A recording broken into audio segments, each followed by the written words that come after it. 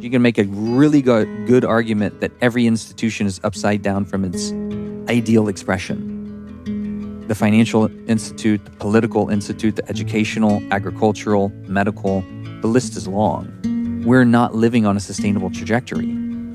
Interpersonally, right, between one another as a family of humanity or with all the other species on the planet, this is an ecological crisis moment, and it requires a shift in consciousness at large. I'm Dr. Dan Engle, and this is the Lifestylist Podcast.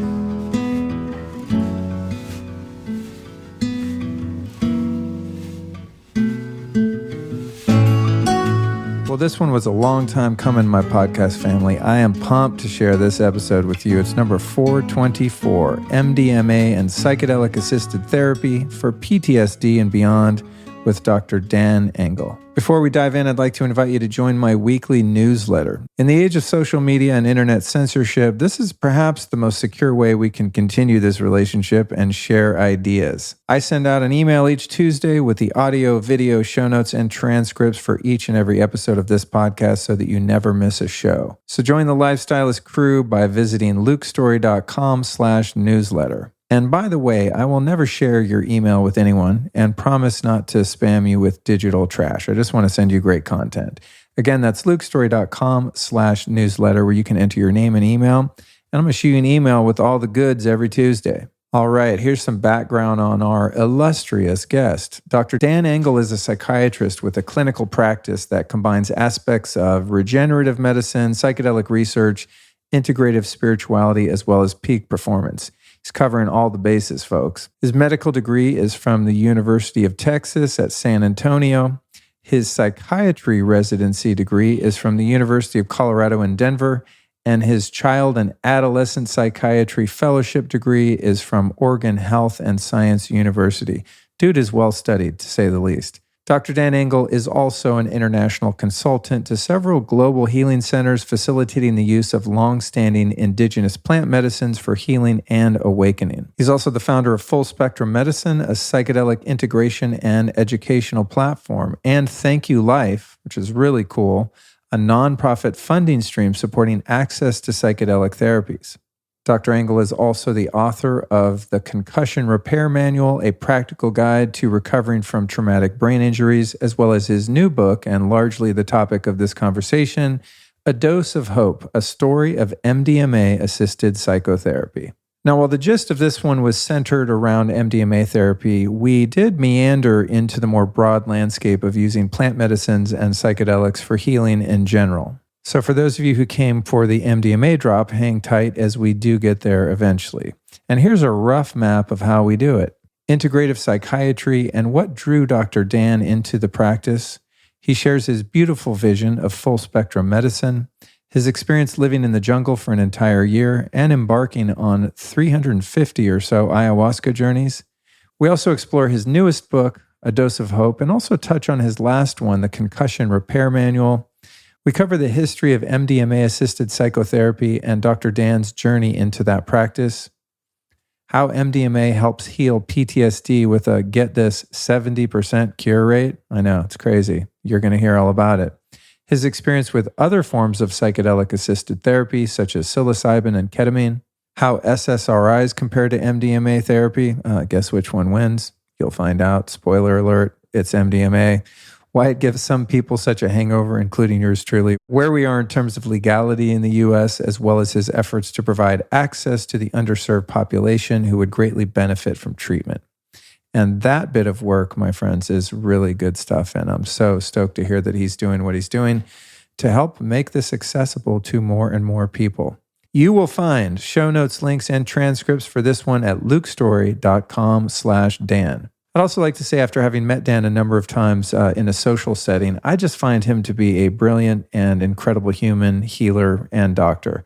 Just such a cool guy. And I am thrilled to share his perspective and vast body of knowledge and experience with you today. So I strongly encourage you to share this episode far and wide so that we can help build awareness of this promising and really re-emerging field of medicine. It was lost for a few decades and it's coming back. So enjoy the journey, and I'll see you on the other side. Welcome, Dan Engle, to the Lifestylist Podcast.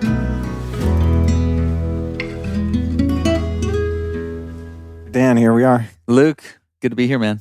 I'm so stoked that we're finally having this conversation. This has been a long time in coming. Yeah. This might be my longest, let's do a podcast together, and then it just doesn't work out for whatever reason. It must have been, I'm thinking 4 years ago. I think so. I think Kyle Kingsbury connected us, and you were living in Boulder at the time. Yeah. And at that time, I began to become really curious about plant medicines and psychedelics as they pertain to healing and transformation and all the things. And I had very little experience at that time in that realm when we first connected. And I was like so excited to come out and see you in Boulder and do the whole thing and do a podcast about it. And then for whatever reason, we didn't get around to it. And here we are in Austin, Texas, a few years later, on the heels of a lot of exploration on my part since, and documenting much of that here on the podcast. So, yeah, so we didn't even need to do it. I got her done, and now we can.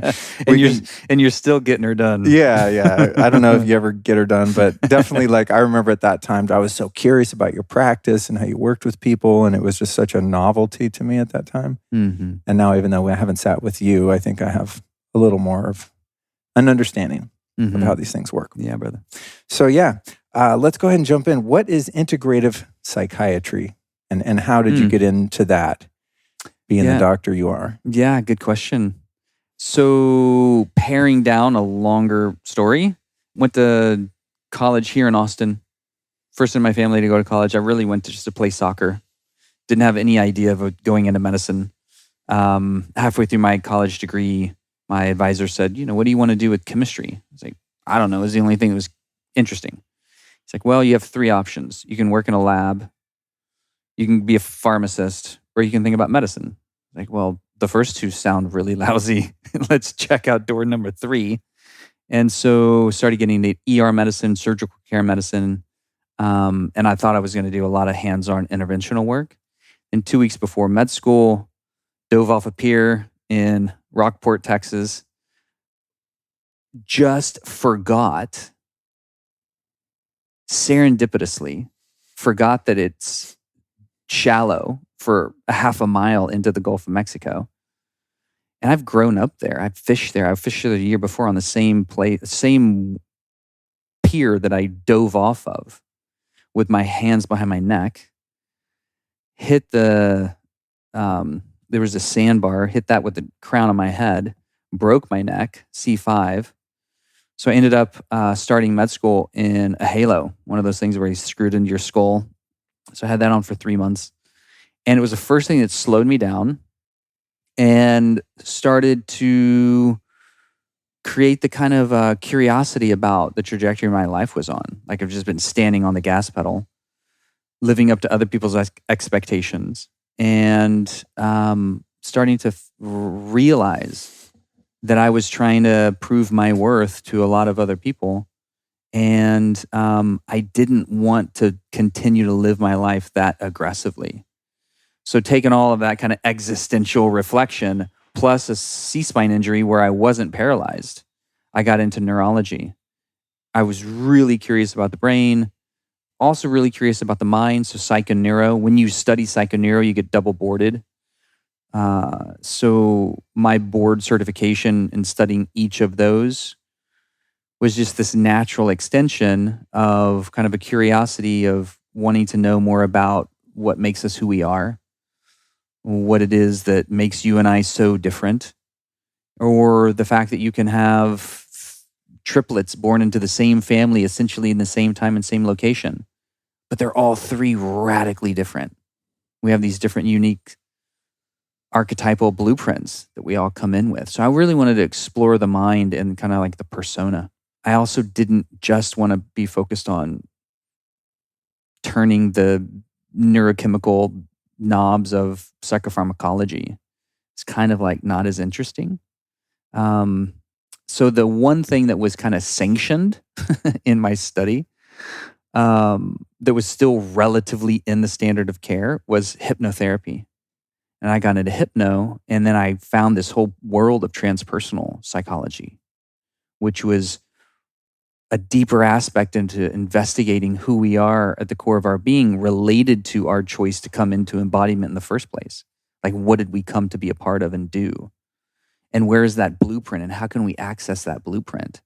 And what is this experience of what we might call karma, and like the past energetic imprint of the soul?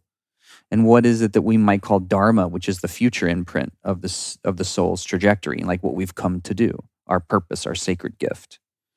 And so all these things were kind of swirling around at around the time that I opened up my first practice, which was to help people get off of psychiatric medications.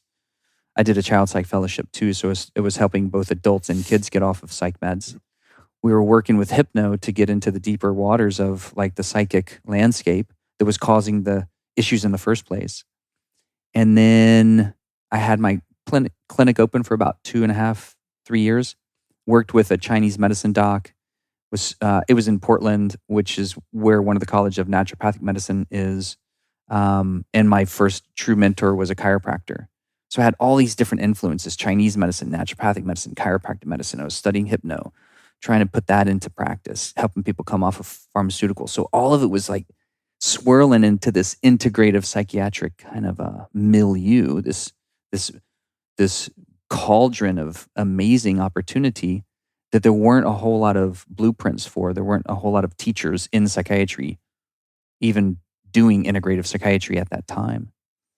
And so I was still looking for something more. It still wasn't the soul aspect fully, and I didn't really have mentorship, but I knew there was more. And I was introduced to ayahuasca, and I learned more about myself in 1 weekend with Aya than I had in 1 decade of psychotherapy. I relate. Check. And so at that point, I was so both inspired and pissed off. I was inspired about what I knew to be possible. I was also pissed off because psychiatry had actually made all psychedelic experience wrong. Like, oh, if you do any of these psychedelics, your brain's going to turn to mush and you're going to end up being homeless on the street. That was kind of the summary statement of where I went to med school and my residency and my fellowship. And in that moment, in that first experience with ayahuasca, for me, I knew everything that I had been programmed to believe about psychedelic therapy was wrong. So I was pissed about the propaganda, but I was also really inspired about the opportunity. So I closed up my practice, moved down to the jungle, because I really wanted to understand. Well, I lived in an ashram for a couple of years, kind of in preparation for moving down to the jungle. I really wanted to understand ayahuasca and where it comes from and the whole cosmology. And then that turned in, so that kind of build from integrative psychiatry into what we might now call like transformational medicine. So you were down there for a year. Mm-hmm. How were you different after a year working with that medicine, learning the medicine? So different. Because as you said, I mean, 1 weekend typically is known to change someone's life. I know the first week that I sat with ayahuasca, I mean, just my life was irreversibly changed for the better. Mm-hmm. But I can imagine, and that was, a submersive experience for a week, right? Four journeys, and I mean, a lot of opportunity to explore. But a year is a lot different than a week, Mm-hmm. It's a lot different, and I went full in. I had worked for those 2 years when I was living in the ashram. This wasn't. It was a spiritual community, and we were based in meditation, detoxification, raw veganism, Kabbalistic tradition, and also Lakota medicine. It was this really cool amalgamation. And over that 2 years... Was it with Gabriel Cousins? Totally. Yeah, Gabriel. Put the pieces together. Yeah, the Tree of Life. Cool. So I was a medical director at the Tree of Life for 2 years. Oh, interesting. I didn't know that. And I knew, and that was coming out of Portland, and I knew I was I wasn't totally aware of it at the time. I knew I wanted to find a mentor. And Gabriel was really the only guy doing integrative psychiatry at that time from a spiritual lens, looking at all aspects of being. And he is a true warrior and just a genius in bringing these different traditions together. And that's what I was looking for. Like, how do we bring all these different fascinating traditions together? My background is not Judaism. But I was into Lakota medicine at the time. And I was really interested in detoxification and more of that regenerative therapy. And so I lived there for 2 years, and I was still working with Aya at the time, maybe once every couple of months, deep workshops. So it was still deepening me. I was getting more and more ready and more kind of called for the jungle. And so there was a lot of that preparation. So when I went down, I went fully in and essentially married the medicine, did 8 dietas with different medicines where you go in isolation and you're just working with that one plant teacher. Typically, the way that my primary teacher would offer those dietas, we'd open it with Aya and close it with Aya. But during the in-between stages, you're just in isolation. You're just working with that one master teacher plant. And it just drew me in deeper and deeper and deeper. Married the medicine path. Didn't want to come back. Didn't expect to come back. Really found the first time in my life I felt at home. Yes, it was at home in the jungle. It was very much at home within my own self. And so towards the end of that year, in my last 2 diets, I started having visions of coming back and being supportive to this field and being a bridge, so to speak, between the traditional psychedelic therapeutic process that largely is ayahuasca, but is also iboga and is also 5-MeO from the Sonoran Desert Toad and psilocybin and peyote and San Pedro, like all the natural medicines that carry this lineage. So being a bridge between the lineage traditions and the current psychiatric medical model. And my dharma is probably not going to be hanging out in a hut for the rest of my years. Yeah. So as you describe that, though, I'm like, that's a tall order. You know what I mean? That's like, totally. You definitely were up for a challenge, you know? Yeah. I can only imagine. Well, I didn't think it was going to be a challenge. That was a funny thing. I was like, people are going to want to know about this. Right. The medical establishment should know about this. And that was a bit of a naive kind of anticipation. I think that it eventually will. But with any huge institution that has a lot of lobby interest, those change slowly over time. And so when I came out of the jungle, it was a rough reintegration because I married the path. I didn't wear shoes for a year. There was no Wi-Fi around. There were no screens. This was 15 years ago. And I would go in town only rarely to get maybe like a few supplies. Where I was studying was my teacher and his like groundskeeper. There were very few other gringos or people around. And it was just deep and it was peaceful and it was beautiful. And then when I came back into society here in the States, it was just a rough freaking landing. Just seeing how aggressive we live and how short-sighted we are and how privileged we are and how much we waste. And anyway, that was a bit of a mess. But once I finally got my sea legs, it took 2 years to get. I lived in a tent in Sedona for the first year of my integration because I just couldn't be around people. Even a small town. Even Sedona. Sedona already is living in a tent to me. You know? And then I built a cabin for another year just to get back in my body. So eventually I came back and I still believed that it was going to be relatively easy to just share the experience that I had, but also share the data. But at that time, there wasn't as much data. And when I was having conversations with other physicians, I quickly became aware that they didn't want to hear about my experience because I just looked and sounded like some evangelist speaking about some drugged out plant medicine experience down in the jungle that they had no reference for.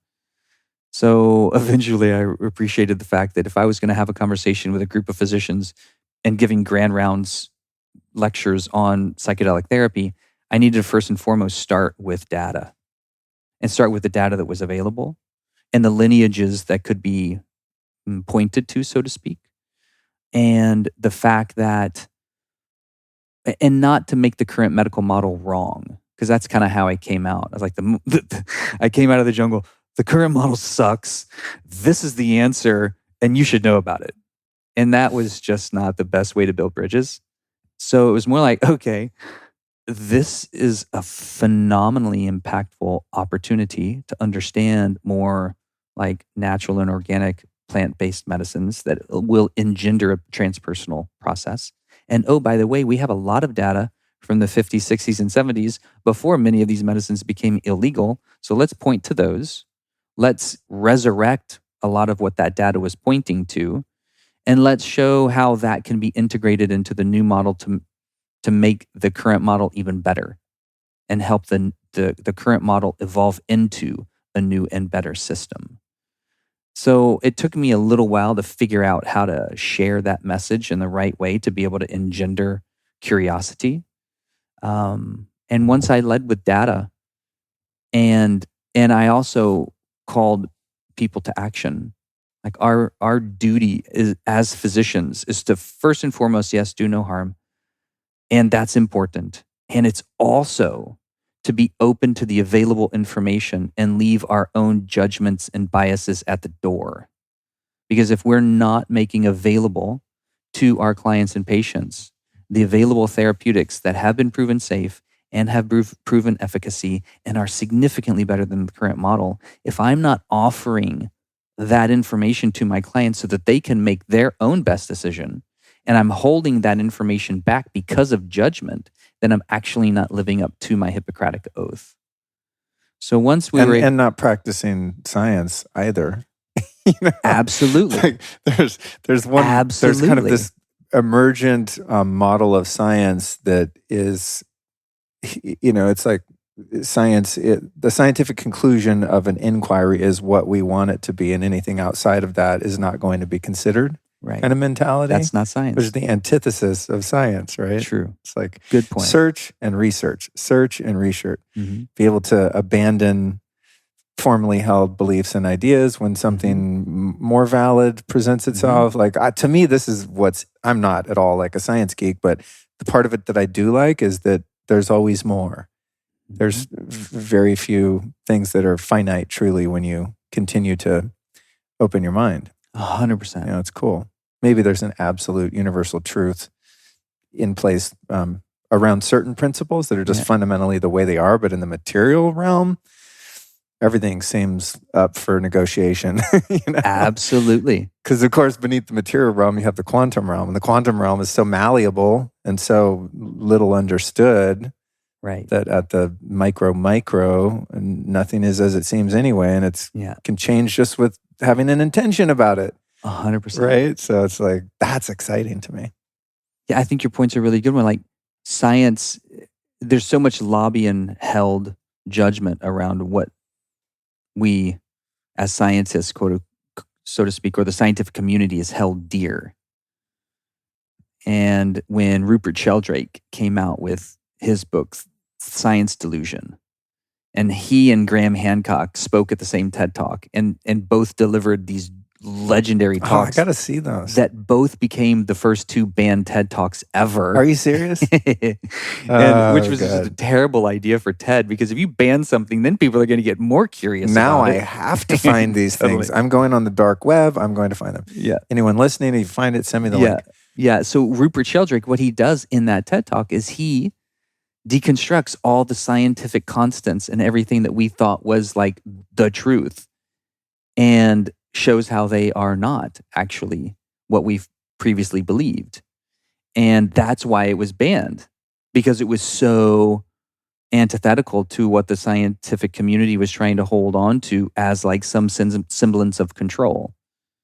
And when we can become aware of that degree of bias and prejudice, then to your point, no longer are we able to actually practice that degree of what we might call like scientific bigotry. Or scientism, almost like a religion of science. Yeah. Which is funny because if you think about it, science is it's more of a verb than a noun, right? Mm-hmm. Whereas it should be the search of truth. Yes, science held as a belief system becomes a noun. Mm-hmm. Now it's static. Science, capital S, right? This is what it is. Yeah. This box.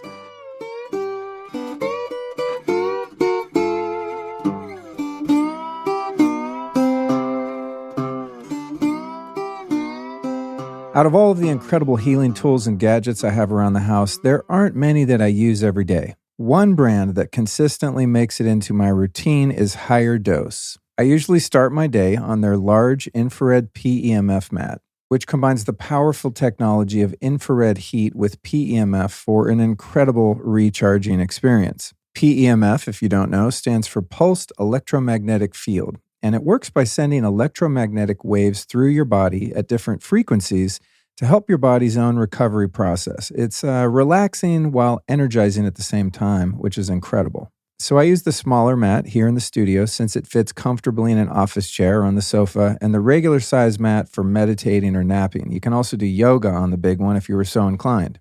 And I'm also a long-time infrared sauna user, but they can be both bulky and expensive. So if you don't have the budget or the room for a full-size sauna, the Higher Dose sauna blanket is a game changer. It's portable and super easy to use and store when you're not using it. You just turn it on, put on some cotton clothing, wrap yourself up like a burrito, and sweat like crazy. The sauna blanket's got an amethyst layer to deepen the benefits of infrared, a tourmaline layer that generates negative ions, a charcoal layer to bind any pollutants that come out of your body, and a clay layer, which is balancing for the heat. So this is really cool stuff, and you can snatch yourself your very own infrared sauna blanket or PEMF mat at higherdose.com today.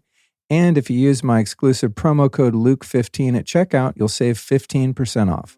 That's higherdose.com, DOSE, and the promo code again is Luke15.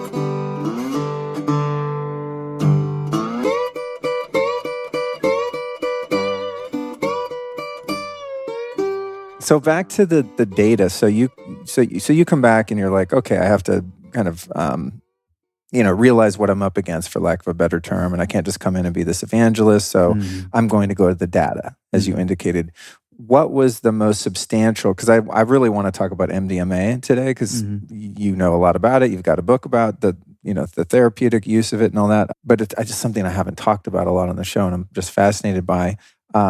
When you started looking into the data, from the 50s, 60s, kind of before the drug culture was starting to be demonized for drugs like LSD and psilocybin and whatever else was around, what was the largest body of data around in terms of substance? Was it LSD, or what could you point to and say, look, there were studies?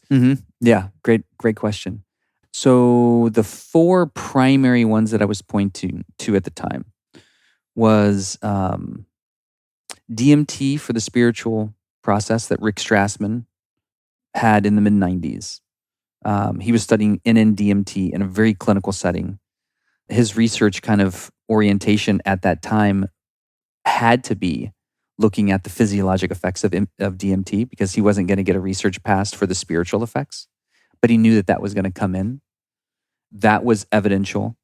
How many people had transformational, oftentimes conversion level experiences of being able to reclaim the divinity of their own lives. MAPS was starting to put out their really good MDMA therapeutic data. First phase 1 kind of rollout was 83% cure rate for chronic severe PTSD, which was amazing. And I want to highlight the word cure too, Totally. Because when we're talking about something like we're going to with MDMA, curing something is so much different than symptom management. Cured means it's gone. Taking some medicine that makes you not off yourself or someone else, while that might be helpful, it's better than the alternative. It's not really curing anyone. 100%. So it's interesting that you use that word. Orders of magnitude different. Yeah. Yeah. When I was on psych meds, I never for 1 second had the sense that I was cured of what was ailing me. No.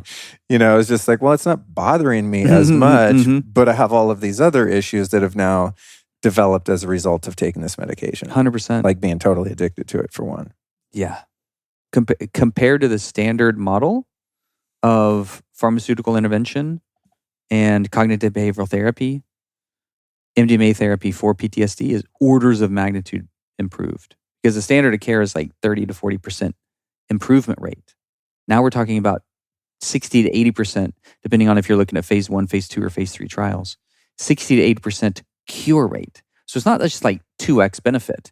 It's several fold benefit, because you're actually talking about a curative process at 60 to 80% versus only 30 to 40% improvement rate. which means only 30 to 40% people get improvement of their symptoms.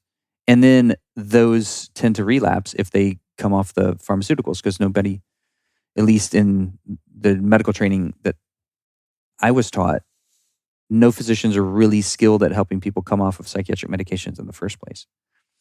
So then coming back to the other two that you were mentioning, LSD is the most widely studied psychedelic therapeutic on the planet up to this point. 50,000 or so case reports. And that was in the 50s, 60s, Really? and 70s. Yeah. Wow. A ton. Damn. I know. I would think the world would be better now. What's the tipping point there of right. Shouldn't there be a critical mass? Yeah, exactly. I think about that sometimes, especially with 5-MeO DMT. Anytime I've had that experience, I mean, this is quite common, I think, for people when they journey. They're like, everyone needs to do this.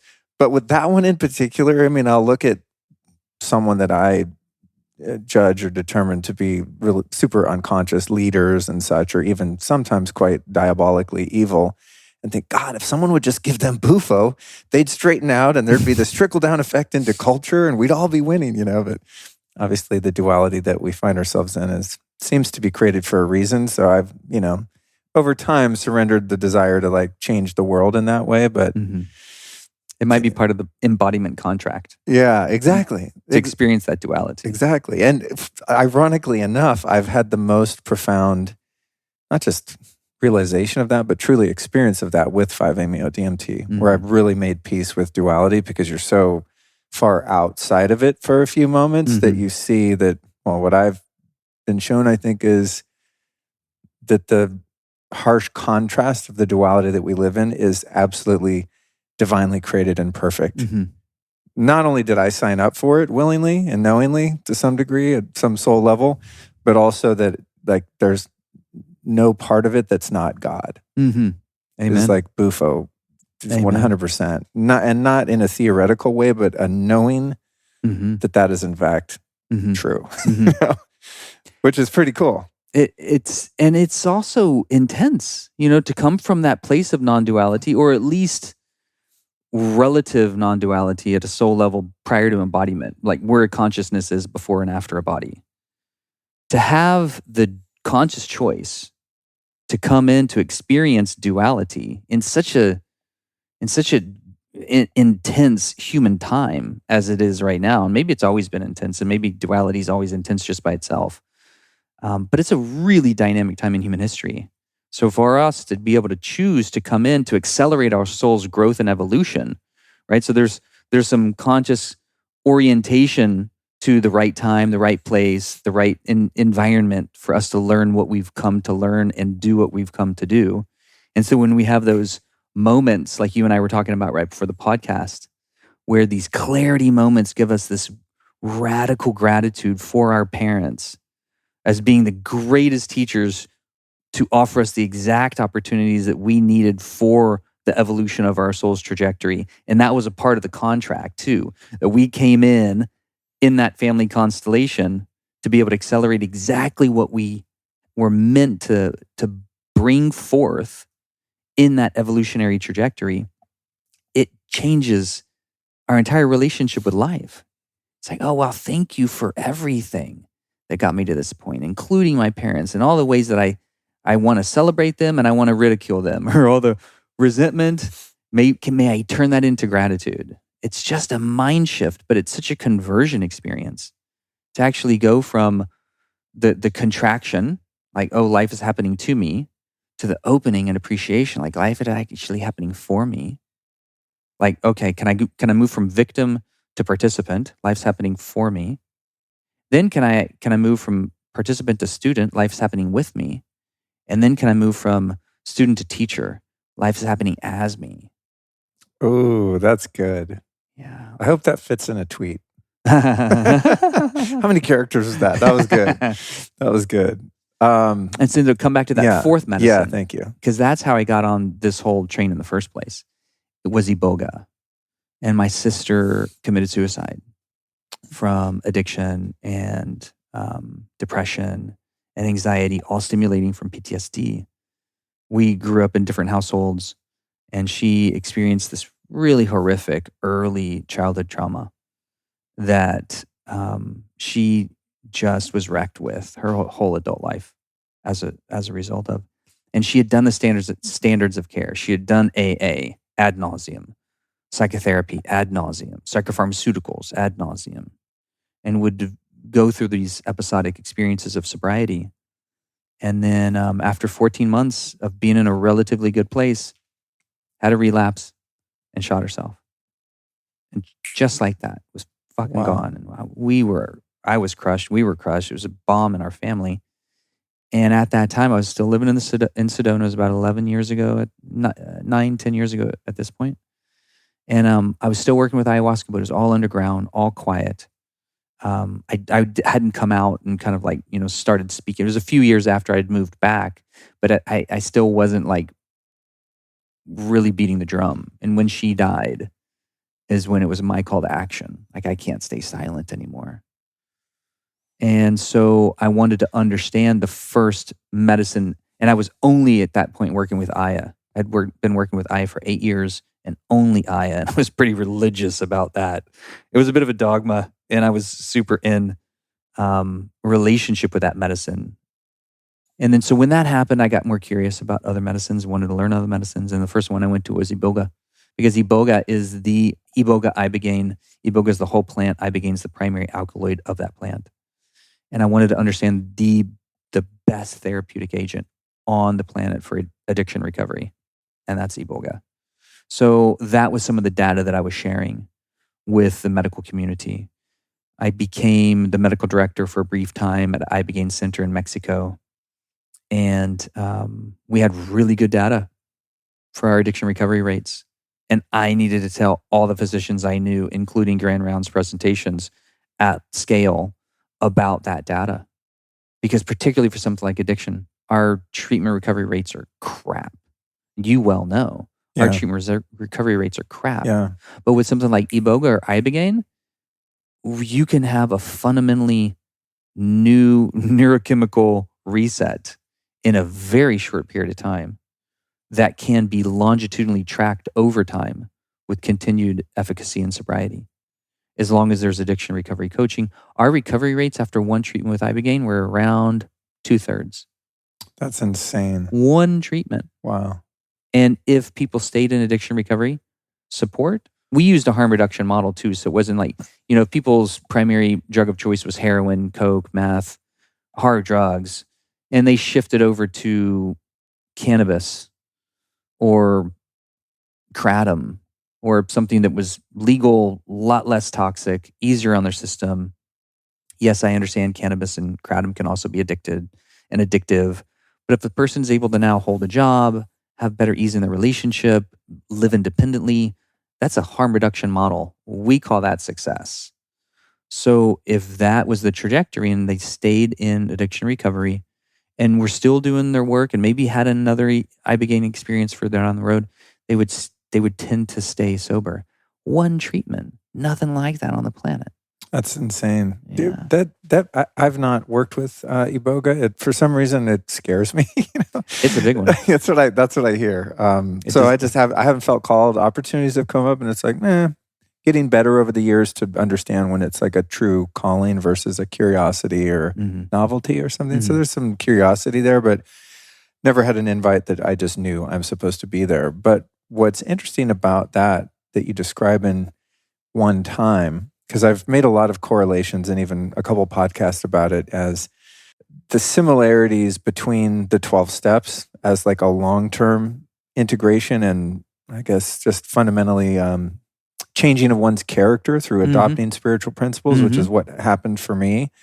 But ultimately, the purpose of the 12 steps are to deliver whoever's practicing them as a way of life, a spiritual experience. And, the co-founder of AA, Bill Wilson, was, famously, the program was essentially founded on him having this, what he described as a white light experience, like a religious or spiritual conversion experience where the room filled up with white light and smoke and it got very transcendent and weird, and he was struck sober and never drank again, right? So he set out to kind of recreate that wholesale, right? Widespread with a book and this fellowship. And the purpose of, according to him, of those steps, what was codified in there was this spiritual experience. So having gotten sober myself by that model, which lasted for 22 years before I entered into plant medicine. Now I'm 25 years or so. But what has occurred to me in my plant medicine and psychedelic experiences that have been done so post-sobriety is that almost every time I've had that white light transcendent experience. And so my inquiry to you, or just kind of out of general curiosity with something like Iboga, if it's that one time, how much of it is the transcendent spiritual experience and direct contact with source, God, creation, versus what's going on with that particular medicine in particular physiologically and neurochemically, right? Because to me, if I think about a conversion experience, I would say 5-MeO-DMT is pretty much reliably going to give that to someone if they get a big enough dose of it, right? Like you're not going to walk out and be like, oh, that was no big deal. It's going to change something. So the 12 steps are kind of a very slow burning process of having that direct experience with God. And then some of these medicines can just boom, you're there. So with Iboga, I find it interesting. And again, it's just from not having experience with that. Do you think, how much of that do you think, of course it's individual and dependent on so many factors, but how much of it is the wow of the experience versus does that have something unique in it that affects addiction specifically? Excellent question. I think it's both. It has a very wow experience. It's such a strong medicine. It lasts a long time. It shows you a lot. Interesting, Iboga is not classically described as a psychedelic. It's classically described as an oneirogen, which is a medicine that will induce a bit of a dreamlike state. And there's a quality of Iboga where, and Ibogaine too, largely to a similar degree. So it's similar, like if you took peyote and you took out the mescaline, and you concentrated the mescaline and you just gave that. Or San Pedro, you took out the mescaline, you concentrate, you just give that. So that's what's happening when we take out the ibogaine, concentrate it, and just give that. So you don't have the rest of the plant. Ibogaine can be a little edgy and sharp because you don't have the rest of the balancing alkaloid profile. And it's also easier to dose, and it doesn't last as long. So yes, it's a little sharp, but it's a bit more specific, particularly when you're working with people who have a lot of toxicity coming off the streets with multi-year history of daily drug use. And even though it's only one of the alkaloids, it's the primary alkaloid and it's very effective. So there's classically with both Iboga and Ibogaine has this life review, these different aspects of showing us different parts of our lives or different scenes of our lives. What do I need to clean up? What do I need to set straight? It's pretty direct that way. So people oftentimes come out with homework, the to-do list. And to your point, when that's put within an educational framework and a personal development framework, now you've got a bit of the wow factor with the ground and the container to hold that wow factor experience. Now I've got accountability. Now I've got personal practices, ethics, frameworks, a bit of the understanding and knowledge of how to take that really transpersonal experience, that wow factor experience, and put that into action. Because it's in the integration where all the work happens. Because what we also saw at Crossroads is that people that they had that wow experience, they had the reset. And it's not just the wow experience, particularly with Iboga, there's a neurochemical reset. And you mentioned that, and I want to come back to that. So yes, there was that wow experience, and those that did well and stayed well had the integration coaching support. And so we might call that a 12-step model. We didn't use a 12-step model, but you could have. That could have been an integration aftercare coaching support. Whatever the model is, it should ideally be an effective model, but it doesn't have to be AA, and it could be AA. It just needs to be a container of personal development to hold the accountability structure of that wow, of that download, of that reconfiguration psychically, at a soul level. Neurochemically, yes. Iboga is one of the most fascinating and complex medicines that we know of. Works on at least 50 different receptor profiles. What? Totally. That's It's crazy. fucking crazy. And it's amazing to see someone go through an experience, and I've had the experience too. I've worked with Iboga and Ibogaine because I wanted to understand how they were unique and kind of also similar. And when I went through, and I had long history of addiction in the past as well. Ayahuasca was really very much my healing of those addictive patterns and cycles. And as mentioned, I had worked with Aya for 8 years before I ever worked with Iboga. And still there was work that happened with Iboga. And this was 350 Aya ceremonies in to working with Iboga. So I had worked with Aya fairly deeply, and there was still work that Iboga got to that Aya hadn't, because they're all a little different. And so that wow factor, yes, but what I appreciated for me in the neurochemical reset is that I didn't appreciate the fact that at that time I was addicted to anything. But it's easy to get addicted to things that are so universal that you don't even appreciate you're addicted. Like sugar, for me at that time, and like screen time now for most people. Totally. Right? You just pulled my covers on both. And the dance with nicotine. Geez. Right. And so for me, when I went through that Iboga experience, all of a sudden now I had no charge with sugar. Wow. I had no desire. Wow. And where I was at that first facility, there was like a plate of pastries or some kind of like sweet treats the day after. And I walked by it without even thinking. Versus before, I would have noticed and I would have taken 1, 2, 3, or 4. And I walked by it, didn't even register until I was all the way down the hall. And I recognized like, oh, I just walked by a plate of sugar and there was no sticky energy to it. It was clean.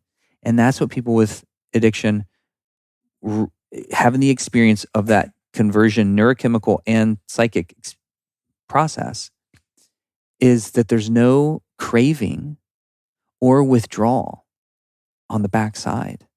And if there is, it's very minimal compared to, that's what's hard for most people with addiction, particularly something like heroin or nicotine or caffeine or sugar, is there's a drop off on the other side if you just stop cold turkey. Well, thinking about heroin was the thing that really did me in. And the period of 3 or 4 days, depends how long you've been strung out, but say 4 or 5 days, if you're really going after it. But if I think about going back and finding out about, plant medicines or psychedelics as a possible solution to that particular addiction, I can't imagine a worse nightmare than like the first day you decide to stop taking that opiate and then you go into a psilocybin journey for 6 hours or whatever, maybe have a beautiful spiritual experience. Then you come out of that and you're dope sick for 3 more days. Like that would fucking suck. Excuse my language for those with children in the car listening to us talk about heroin. But that's the thing that's fascinating about Iboga, because you have these ibogaine clinics that popping up in Mexico and different places, and people go there specifically to kick heroin or fentanyl or whatever they're on, which is, I'm like, oh, that's the perfect combo. If you can get through the physical withdrawal part and start addressing, your emotional issues that were really what your problem was in the first place anyway, as most of us find when we get sober. God, that's just like, what an incredible opportunity. It's a fascinating medicine. So cool. It goes in there like a Brillo pad and just scrubs the neuroreceptors clean. No craving, no withdrawal. One treatment. That actually pisses me off. I used to do what I call a train spotting, for those familiar with the film. Oh, that's such a good movie. I'd get one of my drug buddies to just lock me in their house basically for 4 days, and with no car and no, we didn't have cell phones then anyway. But yeah, I'd just be like, don't let me leave. Don't give me any drugs. And I would just take pills and drink myself into, my version of sobriety at the time, which is not being addicted to heroin. Ugh.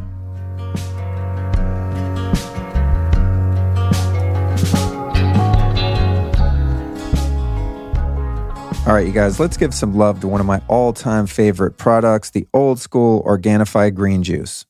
If you want to get 12 superfoods packed with vitamins, minerals, and antioxidants into your body without spending $10 to $15 on a bottled juice, this stuff is the answer. Now, I'm going to be real. I'm not a big salad or even vegetable guy, but I have always been a fan of green juice. However, green juice has some issues apart from the crazy high cost of organic, fresh-pressed juice, such as the fact that if you make it yourself, it's very time-consuming and messy as hell in the kitchen, not to mention the limited shelf life of fresh juice. And even if you're buying high-quality produce, it's likely that it was grown with suspect irrigation water and NPK fertilizers. I sometimes think about the amount of water in something like celery or cucumbers, for example. So unless I grow it myself or know the farmer, I'm not that excited about drinking it on a regular basis. And lastly, a lot of green juice just frankly tastes nasty. Not Organifi green, though. With epic ingredients like moringa, ashwagandha, spirulina, chlorella, matcha powder, turmeric, wheatgrass, and beet powder, this stuff is not only power-packed with nutrition, but I gotta say, somehow they actually figured out a way to make it taste delicious, like really delicious. You might even be able to trick your kids into drinking it. It tastes so good. To swoop up some of this sweet green goodness, just go to Organifi.com/lifestylist. That's ORGANIFI. Organifi.com/lifestylist and use the code lifestylist for 20% off any item in the store.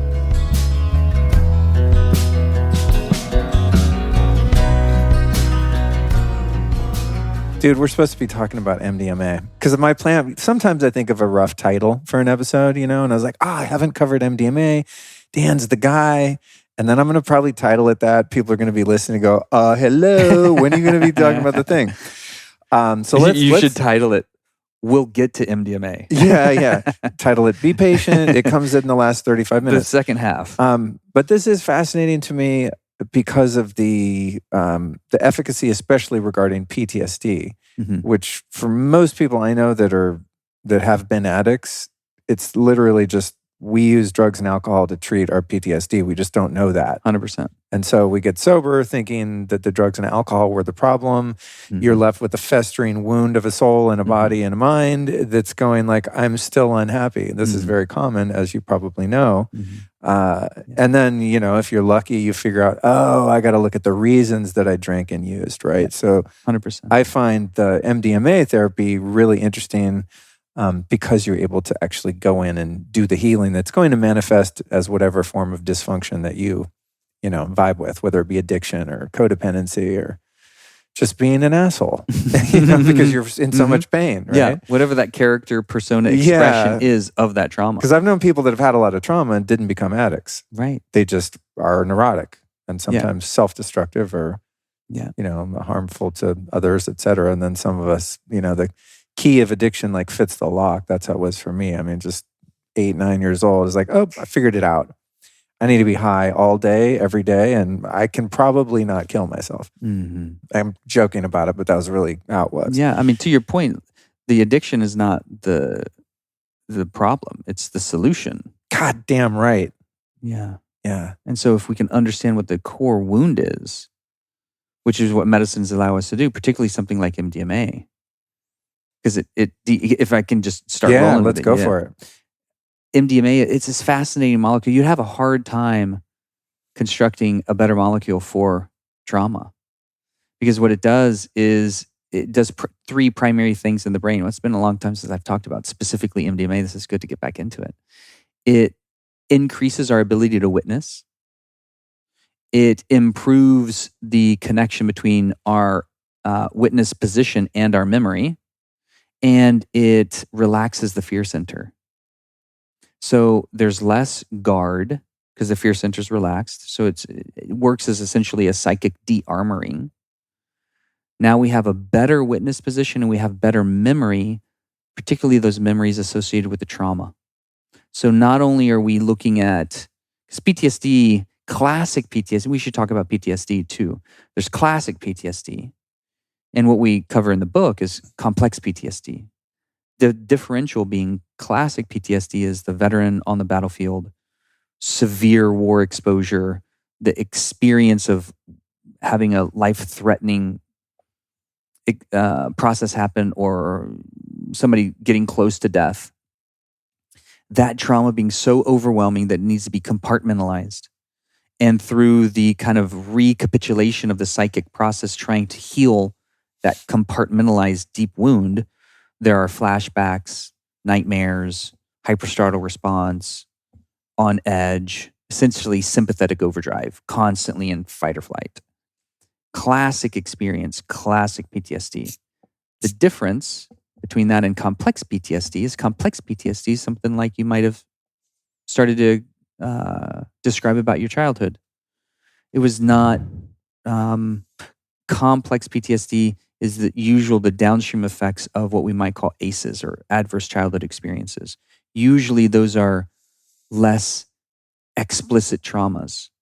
So it's not necessarily I got beaten or I had this horrible thing happen, sexual abuse, etc. It's more like I was neglected, not validated, ignored, ridiculed, emotionally bullied, abandoned. So when we think of the 5 primary wounds of the soul, abandonment, rejection, humiliation, injustice, betrayal, could be any of those.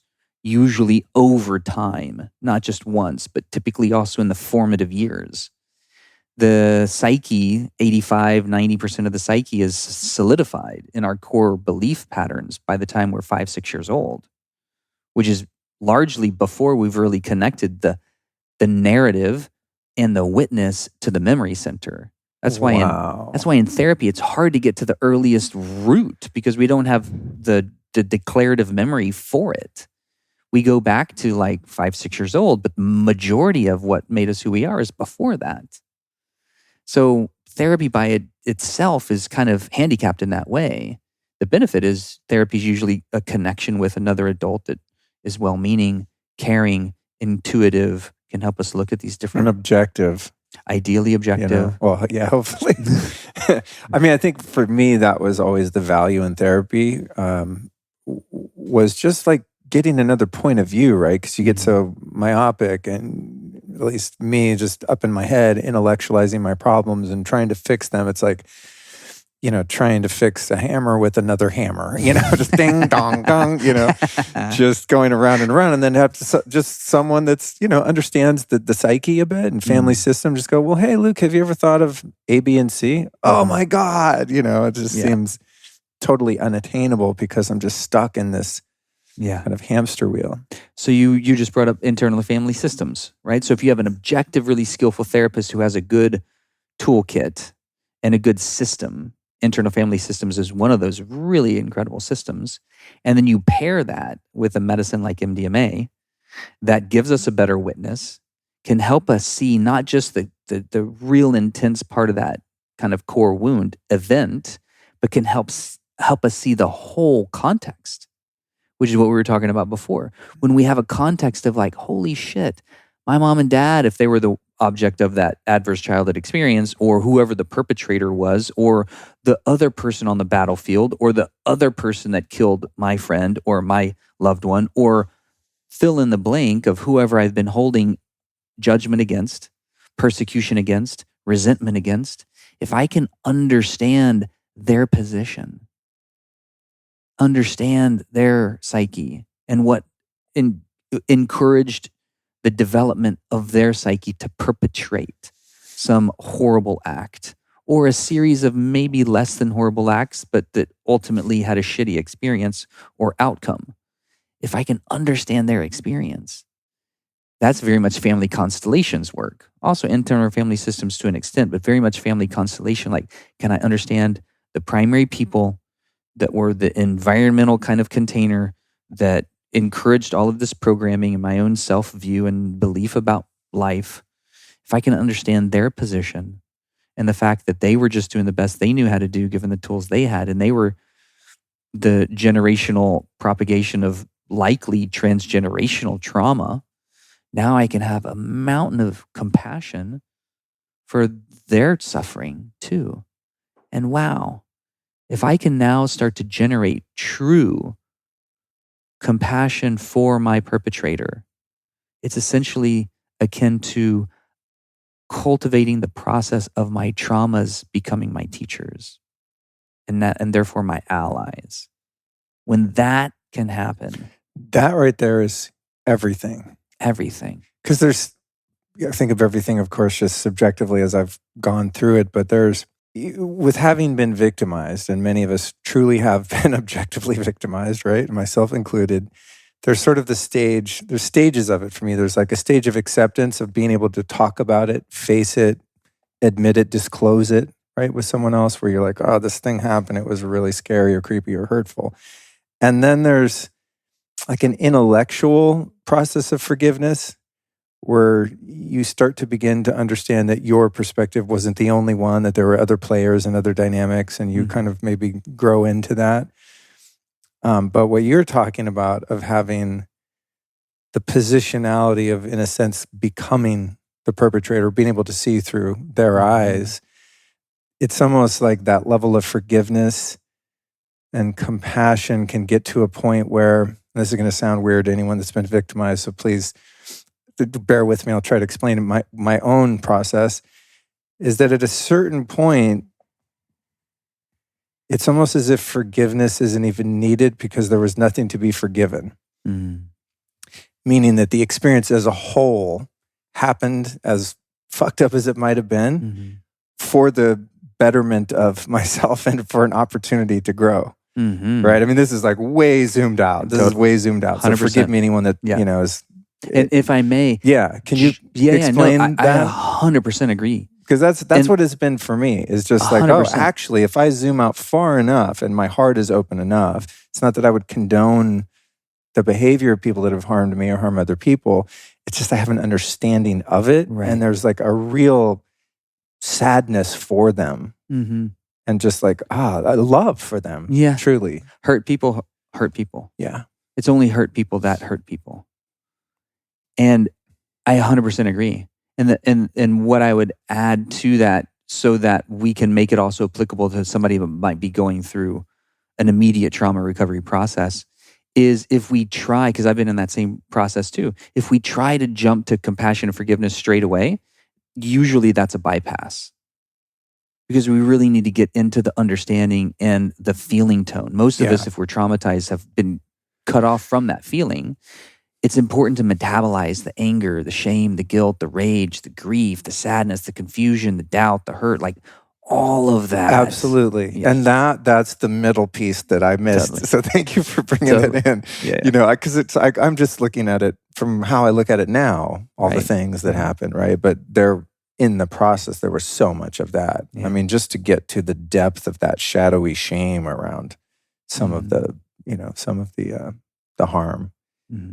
And also to really, really feel it,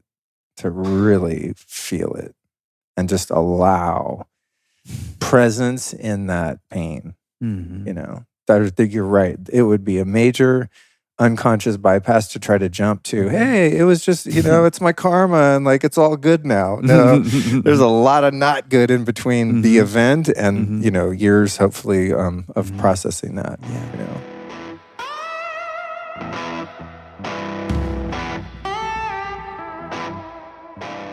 Perhaps now, more than ever, humanity is under an incredible amount of stress. Hell, even when the world's not this insane, normal life can be stressful. And aside from just being uncomfortable, stress can take a toll on your body, raising your blood pressure, making it harder to sleep, draining you of vital energy, and making you more irritable. That's why I strongly recommend that you supplement with magnesium daily. A shocking 75% of people are magnesium deficient. That number might be even higher among business owners and C-level professionals. That's because stress depletes magnesium levels. And this can, of course, trigger a vicious cycle of rising stress and severe magnesium deficiency. This magnesium stuff is so important that it's involved in over 300 chemical processes inside your body.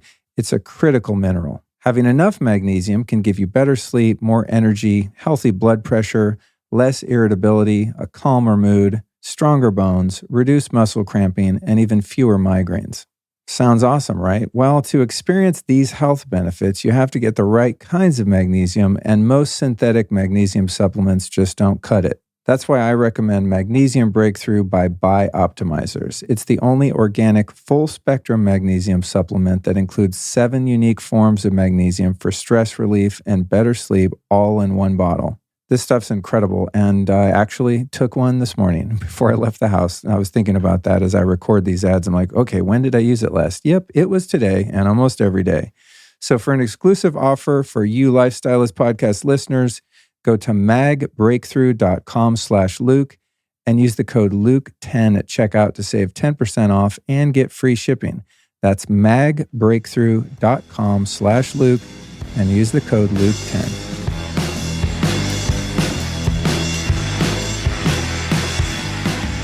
Coming back to medicine like MDMA, when it de-armors the psyche and the fear, because the fear is evolutionarily advantageous.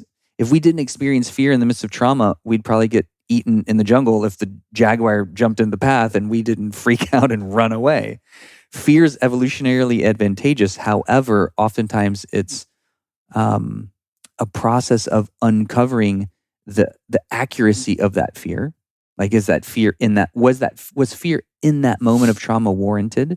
And if so, let's give it its due appreciation and acknowledgement. And then it may still be a residue of that trauma that when a medicine like MDMA can start to massage that kind of fear, ego defensive pattern to be more plastic, right? There's neuroplasticity and egoplasticity. When that can become relaxed, and the fear becomes a little bit less, then we can go back into the trauma to feel it, to go back into that middle stage and get into the shame and into the guilt. That's where the memory part comes in too, because it's like, oh yeah, actually I may have had a role to play, or I thought I had a role to play. That's why I've been shaming myself for that thing happening. I mean, if I'm 3 years old and somebody's being an asshole to me, I probably don't have a role to play. I mean, truth be known.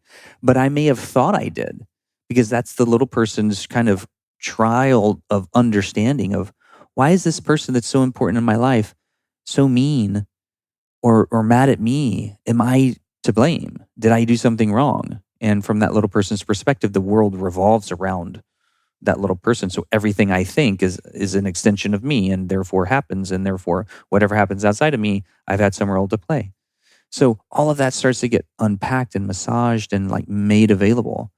So there was a question earlier, I think Ian mentioned, what is it that I think MDMA does? I think it's one of those medicines that when done and orchestrated well in a therapeutic container, helps us become whole with all of our parts, which is internal family systems work. All of our parts coming home, those traumatized parts of ourself, we might call those our exiled parts. We have our protector parts. All the parts are sacred, just like all medicine is sacred. Pharmaceuticals have their place. Hospitalizations have their place. I don't think somebody should be put on a psychopharmaceutical medication without also the approach to looking at the causative factor. But if somebody only has that in their toolkit and they're standing on the ledge, I'm going to say use the medicine or the medication. And also let's uncover why that's happening in the first place. So all forms of medicine have their place at the table. All of our parts have their place at the table. All of our emotions have their place at the table. Like everything is sacred. Taku wakanwa niche lo is this phrase that I heard that landed so deeply in a sweat lodge for me many, many years ago, and it's always stuck. The translation of it in the Lakota, taku, this is how it's said, taku wakanwa niche lo. Everything is sacred. Everything is sacred. Our shame, our wounds, that person, that bleep, bleep, bleep, fucker, blah, blah, blah. That person's sacred. Their life is sacred. All life is important. Everybody's important. And when we get that, then we can really bring all of ourselves. And that's what these medicines help us do. They help us drop those ego defenses long enough to see like all this has been a part of what's made me whole.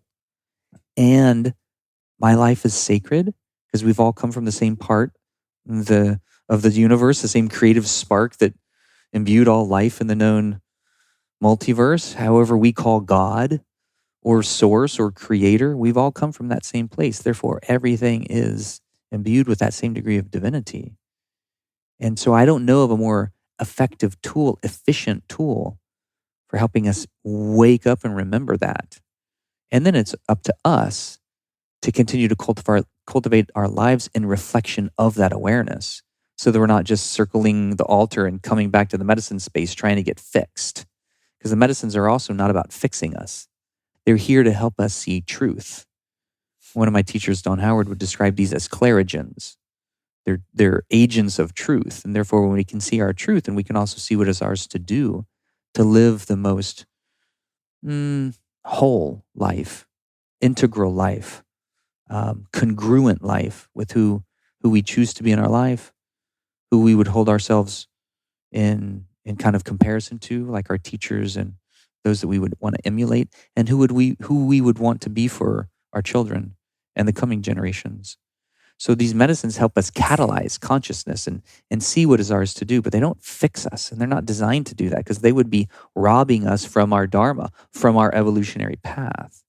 So these are very much sacred tools. I would call them sacred tools. And then, some of my science kind of like hardware colleagues would say, okay, now I'm getting off the reservation, because we start talking about spirit and sacredness and divinity, and those are like taboo topics in hardcore science. That's what I think we're here to do, is rescue psychiatry from such a hardcore, stale expression, because psyche not only means mind, psyche means soul. And we as psychiatrists should be agents of the soul and voices for the right kind of therapeutic process to help people all get reconnected with their soul. That's so true. Thinking about what I think has been most useful to me, it's maybe equal parts exploring divinity and getting a philosophical or intellectual framework of what life is all about and how I've gone astray. You know what I mean? It's like just having an intellectual understanding of negative patterns, let's just say, right, is one thing, but then having the backing of the power of divinity to actually affect change are two different things, right? Super complementary. Yeah. We might call them like complementarily, like feminine principles and masculine principles. Oh, that's interesting. Like the intellect and wanting to understand the science, the blueprint, the behavioral patterns. Oh yeah, if I eat this food tomorrow, I'm going to feel shitty. Okay, let's not do that. If I'm going to get really crappy sleep, then I'm not going to feel well. So like all of that kind of actuarial, how to take care of the monkey suit matters. But we are also spirits in a physical body. We're like, it's the waveform and the particle complementarity too. So to your point, I think both are necessary. Having our heads in the heavens and our boots on the ground, and then bridging heaven and earth to do what we're here to do. So you talked about how with Iboga or Ibogaine, there ideally would be kind of a philosophical or therapeutic framework that helps carry that on through integration and actually affect lasting change or sobriety, whatever the goal is. And when I think about MDMA as a party drug, we're just used for fun or escapism or whatever it's used for at a rave. I don't imagine that a lot of people are necessarily having the type of transcendent experience that's going to last. Like maybe for that night, oh my God, wow, I love everyone, right? But you want to hug a lot or do other things. But you're probably not going to wake up the next day and be like, the clouds have parted, my life has changed. So, as the therapist or psychiatrist, how does a session go when someone, ingests the medicine? Like, how is that container or framework set up? I'm so curious about how that works. It's a great question. Not a sales pitch at all, but that's part of the storyline to unpack in the book. Yeah. So that a person reading the book can kind of get a sense of the cadence and the therapeutic process, how you prep somebody, what the experience is like, how you help that person integrate. So we kind of cover all those different stages. Is the story in the book, which by the way is called A Dose of Hope, and we'll put the show notes for this episode at lukestory.com/Dan, D-A-N, for those that want to link to it.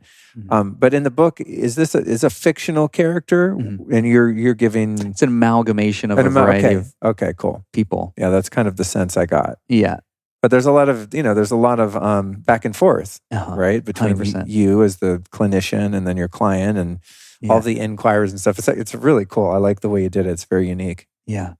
Yeah, my co-author and I wanted to be able to present it as a parable and tale of an average person with complex PTSD being introduced to MDMA, getting curious, going through the investigation process, then going through the vetting and the finding the right facilitator, then going through the experience, then going through multiple experiences. And that's another thing with the MDMA trials. It's not just a one and done. There are 3 experiences over several weeks, or several weeks in between, with many psychotherapeutic sessions in between to create the framework. And then the integration process afterwards. So that medicine kind of process, when you're talking about the differential between a recreational experience and a therapeutic experience, recreational might be at a rave, crushing it on a 6-hour, playlist and dance set and really living it large with my friends and coming to that full embodied experience of love and connection. That's amazing. We all need more connection in our life. We all need more love in our life. I'm not here to say that MDMA should be completely legalized recreationally, because it needs to, at least if that was going to be done, that needs to be done with education, because there are ways to do that dangerously. Most of the time, if people experienced MDMA and it was dangerous, it would be because they were dehydrated, mineral imbalance. It does also increase your blood rate and heart rate another 20 to 30 points. So if somebody has cardiovascular disease, it's not totally a neutral medicine. That's part of the screening, screen out contraindications, vet people's readiness. So let's just say a person was healthy and having a recreational MDMA experience, and somebody was healthy and having a therapeutic experience, and how would those be different? The recreational experience is largely externalized. The focal point is outward, versus therapeutically, the focal point is inward. So it's all set and setting, how we're staging the setting, the physical environment, the person's mindset, their intention, what we're going for. Recreational is like, okay, let's play and reach the high celebration realms. Therapeutically, particularly with something like MDMA, because it's a PTSD-oriented medication or medicine, usually the orientation is like, okay, let's get into the deeper waters. Who are you? How's your life? Are you symptomatic with a diagnosis of PTSD or depression or addiction or anxiety or whatever it is? Tell me about that. How has that colored your life? Where did that come from? Who is involved? Tell me the story. Like, let's start unpacking the story. And then in the midst of the medicine experience, the orientation is, okay, let's explore some of those shadow realms. Let's see if what you've told me is actually representative of the core wound. If it is classic PTSD and like, oh yeah, on the battlefield, I almost got blown up, or I saw my best friend blown up. I mean, that's very clear. But with complex PTSD, as mentioned, some of the early wounding is very early. And so it might be hard to access. So this is one of the things I love about psychedelic therapy is we make plans and God laughs. We might think we're going for something, and then something else comes up. Totally. And if we can have the availability to explore that thing, that might be the very thing, or it might be the doorway to that very thing. Yes. Right? So if we can just keep processing what's on top, and then see what the next layer holds, and then process that and see what the next layer holds. And you just keep letting it unfold, and usually it'll come down to a core event or a core experience. God, so true. I'm thinking of multiple occasions in which I wanted to work on something, had an intention in an experience like this. I mean, not with the therapist, but facilitators and such. And, I could feel this kind of shadowy thing that I'm scared to look at, right? And then at some point during the experience, it'll pop in my awareness, and I'll be like, okay, kind of take the eye mask off, whatever, take a pause and like kind of gear up for it, All right, I'm going into a wormhole that's super gnarly. It's just something I don't want to look at. But inevitably, just exactly as you described, I'm like, oh, I want to find the answer to this thing. And then, whoosh, no, you don't. It's like, you're going down all of these other side streets and nooks and crannies that are actually at the root of what that thing is. And it's almost as if at the end of all of these threads that one follows, that the original inquiry has already been solved, even though you didn't directly have to go at it, because it was actually downstream from all of the shit that in some cases, for me, I wasn't even aware of even happened ever, speaking to the memory piece, right? Of just something like circumcision, for example. It's like, that kind of sucked. I don't think that was a great idea, but I just got used to it and lived my life. But that was one of those things. For example, I was looking into just the idea of becoming a parent and fears I had around that, and went through all of the shit we don't have time, and I would be embarrassed to say on my podcast anyway. But that led me through all these other threads, and at the core of that piece was actually that medical procedure. Right. And I never knew that. Right. You weren't scripting that. You weren't tracking that. You weren't going for that. Yeah. But what you had in that moment is such an asset to this work, which is you had willingness and curiosity. So the willingness, the availability, whether we got to like pony up because we know this is going to be a deep dive, or it's like an Aya where like I feel the purge coming, like, all right, I got to get ready for this one. So we have the willingness, we kind of, engage it. Yeah. Avail ourselves to it, and we have the mindset towards curiosity to keep tracking and seeing what's next, what's there, what is that about, the availability to learn from it. And so that's on the facilitation, so that's aiding us to get to the core wound. The biggest detriment to getting to the core wound is expectation. Like, oh, this isn't what I came in for. I'm supposed to be tracking something else. Right. Or I don't want to look at that. Or I heard that, on a podcast that this person did Aya, and the big, bald, great eagle came down and sat right in front of him and told him his dharma and gave him like the transmission, and his light caught on fire, and it was like he was the phoenix rising from the eye. It's like this grand story. I go in and it's just all like uncomfortable, and I'm wallowing in my own kind of, unhealed trauma and unmet purge. It's like, well, that might have also been sacred for you at that moment. It's like the expectation to psychedelic therapy is the biggest handicap, because we just have to have radical faith that whatever's happening is exactly what needs to happen. Mm-hmm. And then avail, and then be curious and let it unfold and see what's there.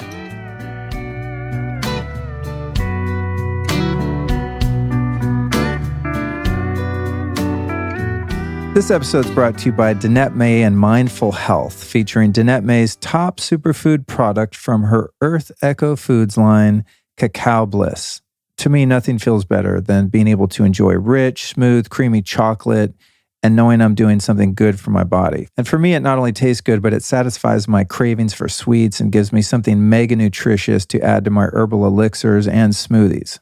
I make a bunch of crazy concoctions with my Cacao Bliss, but you should know you can just add it to hot or cold water and it packs a powerful punch all by itself.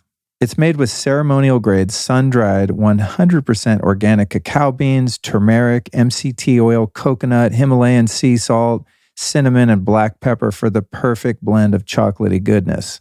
It not only tastes like a dessert, but it's also awesome for removing your food cravings, facilitating weight loss, boosting your energy, and reducing inflammation. For the past 8 years, Earth Echo has been a leader in the superfoods market and is proud to have served millions of customers worldwide, including yours truly. What's even better is that right now they're offering up to 15% off when you use the code Luke15 at earthechofoods.com/LukeStory. That's earthechofoods.com/LukeStory, and your code is Luke15. It must be rewarding as the therapist to have the assistance of something like MDMA to just excavate so much of the bullshit, right? And the armor, as you described it. I mean, I know just working with people in recovery and just like,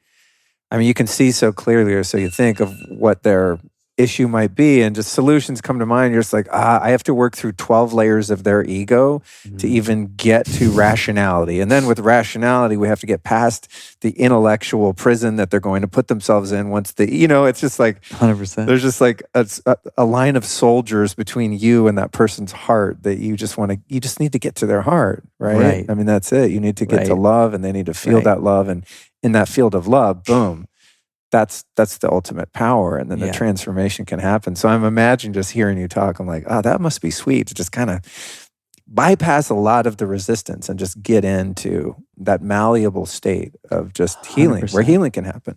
I can't imagine doing transformational therapeutic work without psychedelic catalysts. It can happen, and it does happen, but usually it takes a long time to develop enough rapport with somebody who's really well armored and might not trust your love of them or their process. Because love and that kind of degree of connection might have been a part of the trauma that now they don't no longer trust. So yeah, it can take a long time to just chisel through that psychic armor. And then to have a tool like this that allows it to become flexible pretty efficiently, I can't imagine doing it otherwise. And that also is to be said, to your point, it does require a container still. It does require the relationship. Ideally, it does require a personal development platform to recognize that this is our work still to do. The medicine isn't here to save me from my work. It's here to help stimulate it and show me some of the more kind of efficient maneuvers to take, so I'm not just going down so many blind alleys. So I think it's going to continue to unfold. And we were already seeing it. Austin's become the social media mecca for psychedelic therapy, above ground and underground. Has it really? It seems I think to because be. I'm just immersed in it. I just think seems to the be. whole world is like this now. I don't think that's the case. It's becoming more and more so everywhere for sure. Yeah. And it seems to be like Austin's become one of the vortices for this. Well, work. maybe my tipping point theory is not that far off.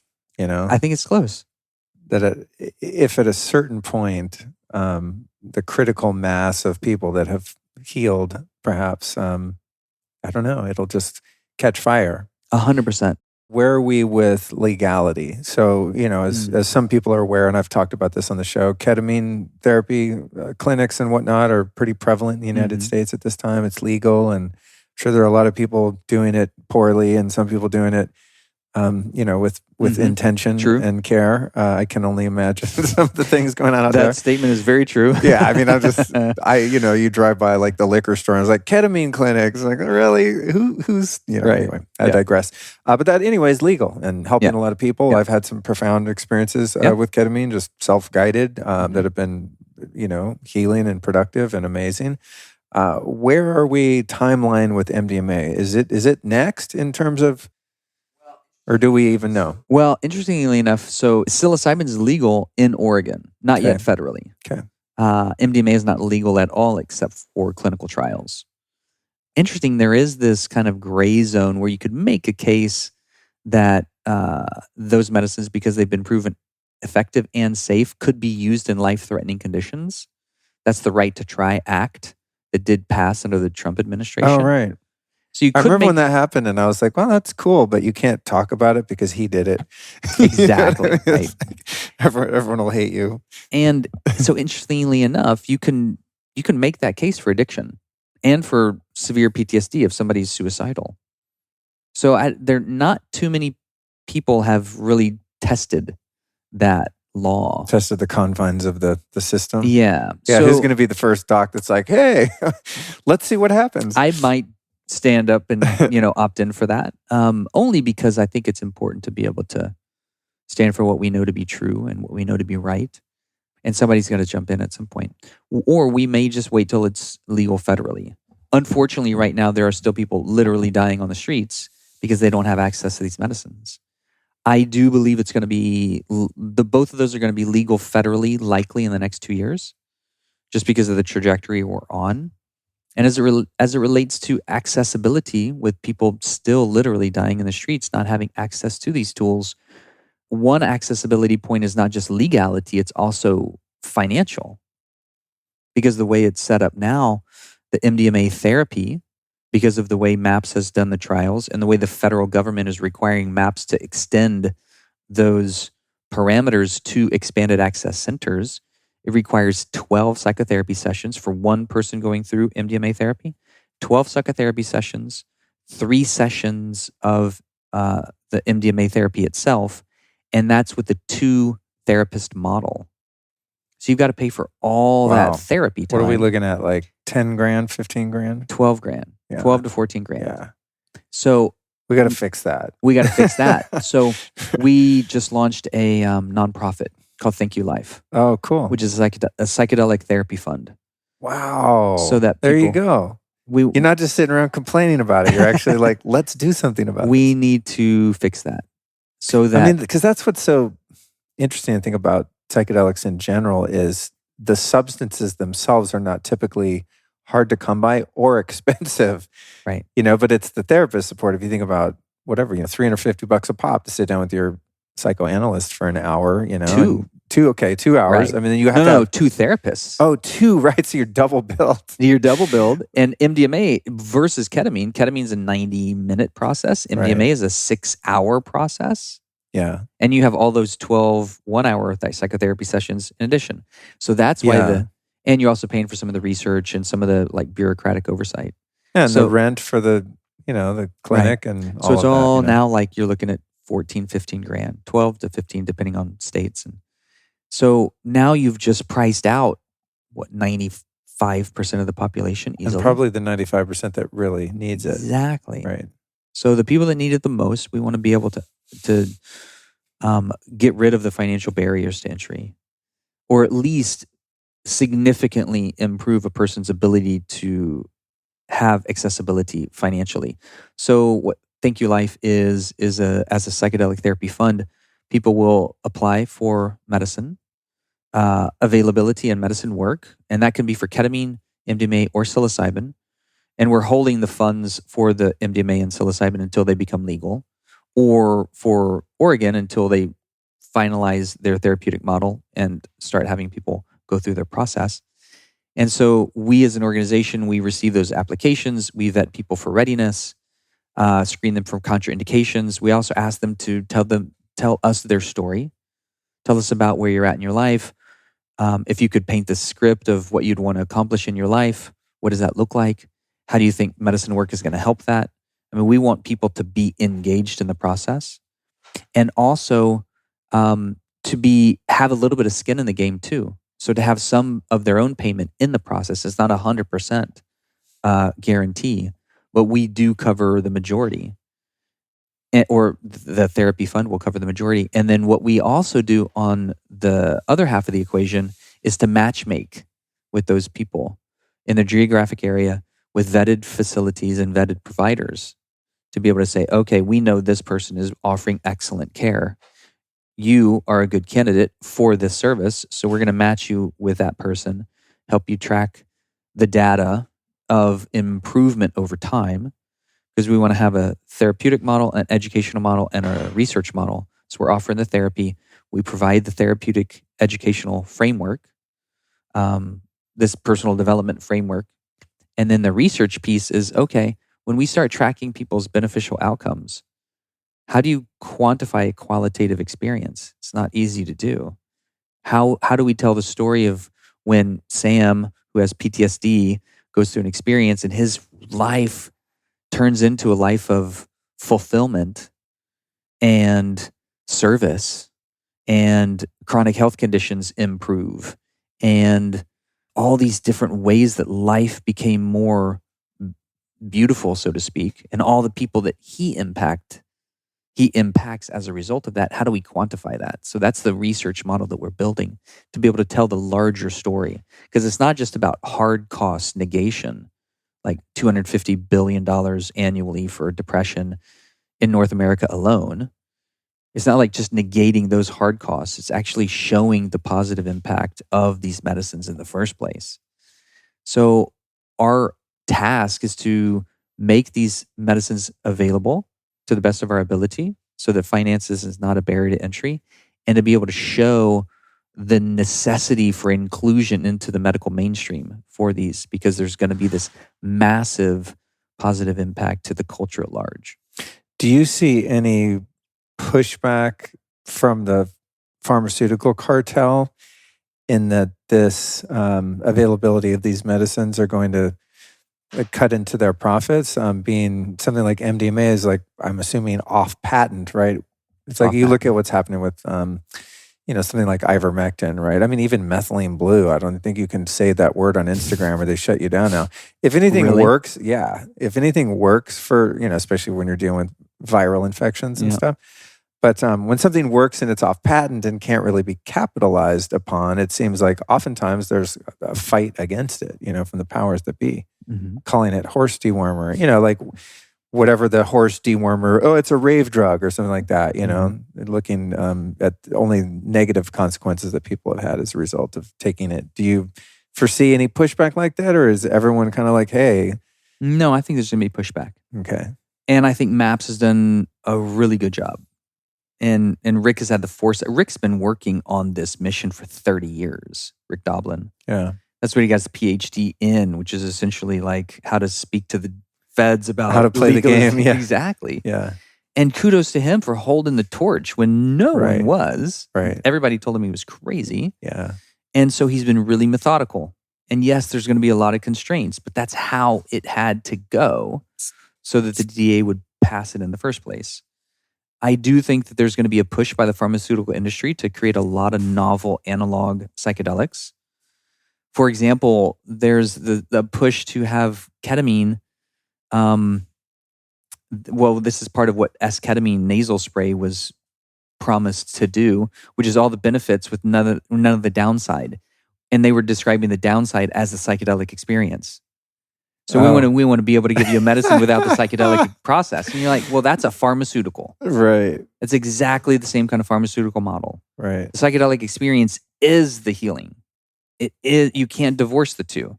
But if we just take that strict kind of model, yeah, I think there are going to be people that try and continue to position the new novel psychedelic analogs as being promised to have therapeutic efficacy without the psychedelic experience so that they can create a new medical patent that can be leveraged. Right. It's business as usual. Sure. Ideally, what we're talking about at large is a shift in consciousness that spreads culturally. Because you can make a really good argument that every institution is upside down from its ideal expression. The financial institute, the political institute, the educational, agricultural, medical, the list is long. All of these institutions that are essentially the governing bodies of how we live as a culture at large have a lot of work to do to come back into a sustainable expression for benefit to the generations to come, for benefit to the natural ecosystem and our relationship with our natural resources. We're not living on a sustainable trajectory. Interpersonally, right, between one another as a family of humanity or with all the other species on the planet. This is an ecological crisis moment, and it requires a shift in consciousness at large. So I think medicine work has just one vital, but only one of a lot of different tools in the toolkit to help us come back into a place of healing, harmony, appreciation, gratitude, service, reciprocity, love. I mean, those exalted kind of expressions that we know are the core of our blueprint. We just got really diluted by the orientation towards success being these externalized metrics and still chasing the next best thing and living in a society that's really overrunning our nervous system's ability to cope with as much sensory information and kind of like informational short-term click rate packages.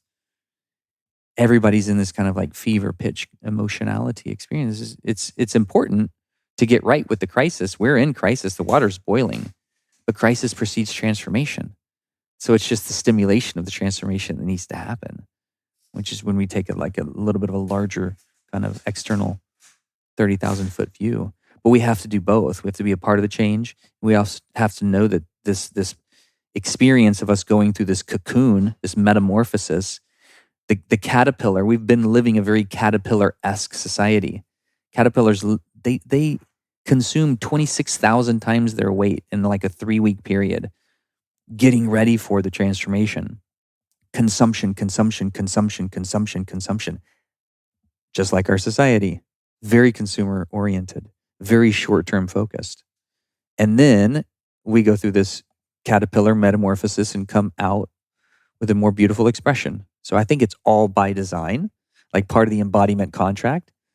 But it's hard to see a lot of our brothers and sisters, and myself at times included, suffering because we live in such a fucking crazy time in a crazy place, and we know we can do better.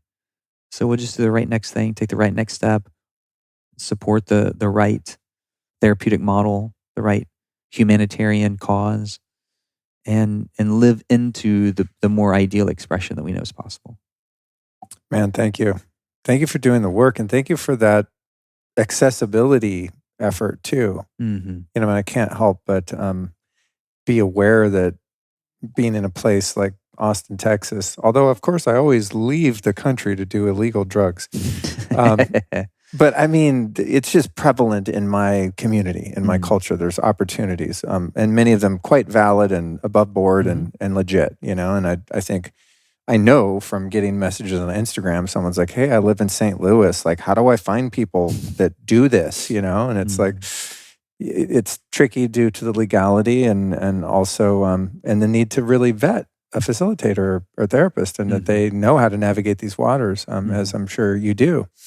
So thank you for putting in that work and helping to move this forward. I think it's one of the most important things we can do right now. Amen. In the stage in which we find ourselves as this, gooey caterpillar that's kind of like molten in there, and things are crazy right now, as we all know, and I do really believe, and this is not just coming out of an experience going, everyone needs to do this. This is going to fix us.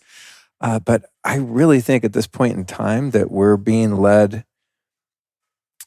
Humanity as a whole are being led in this direction, and of course it seems much more to me because it's kind of part of my immediate culture. But even if you just step back and look at a decade, 2 decades ago, everything in this category was just like, those are drugs. And they only have a benefit in escapism, and that escapism comes with a very high price in many cases, Amen. But the differentiation between drugs that only have a utilitarian purpose of killing pain or escapism, and not there's anything wrong with any of those drugs. They all have their place too, I believe. Many of those drugs helped me tremendously, even though they had, horrific side effects. But in this realm, what we've been talking about, if done in the right context, and if people like you continue to do the work that you're doing and make this accessible and have a framework for it, I think it could be the thing that saves us. It only takes as many individuals healing, right, and really finding themselves to hit a critical mass, a tipping point of consciousness, And how amazing is it that we get to be a part of that process? We won't see the downstream effects fully in our lifetime of this shift and this retrajectory into a sustainable path. But we will be a part of reaching that critical mass. And that seems like a cause worth fighting for. Maybe in 60 years, someone will listen back to this podcast and go, oh, they were the pioneers. Thanks, guys.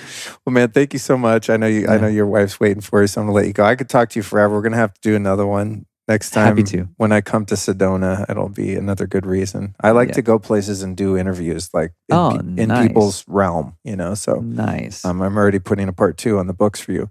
But before we go, I want to know who you would cite as 3 teachers or teachings that have impacted and influenced your life and your work that you could share with us. 3 of my heroes and heroines. Yeah. The first is Viktor Frankl, Man's Search for Meaning, consistently. I mentioned when I moved back from the jungle, I was in a year of a suicidal depression, lived in a tent in Sedona and just trying to figure out culture again. And that book, Man's Search for Meaning, graced my altar. And when I was ready to check out, that was a savior. Because when you know his backstory, then everything that he's speaking about in regards to searching for meaning has more depth. He's just not evangelizing some intellectual concept. The dude lived it. And he lived through some of the most horrific experiences that humanity could know. So that became massively inspiring. Krishnamurti, similar teacher, similar depth of intellect, strong mind, and has a very fascinating background as well. Was seen as by the Theosophical Societies the second coming of Christ, lost his brother, gave up the guru throne, so to speak, in his coming out speech. his coming out speech in his mid-20s, when he was essentially going to take the mantle of being like, according to the Theosophical Society, the second coming of Christ, his coming out speech was, "There are no gurus. You're your own guru." And that caught everybody a bit by surprise because that's not what he was supposed to say. And he has this really good book called Total Freedom. It's a very intellectual kind of process. Yogananda has the complement to the like heart side of Krishnamurti's kind of like serious mind side.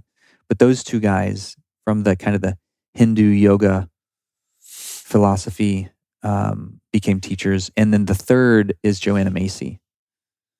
And she was one of the primary pioneers for what we would now call ecotherapy, and brought together Buddhist philosophy with systems theory, and wove a really important tapestry in the 80s, 90s, and early 2000s around us like becoming really freaking responsible humans and taking care of our home and not being so short-sighted that all of the next generations are going to have to clean up our mess. But doing that with a lot of ferocity, but also with a lot of like that Buddhist compassion, kind of like the Dalai Lama.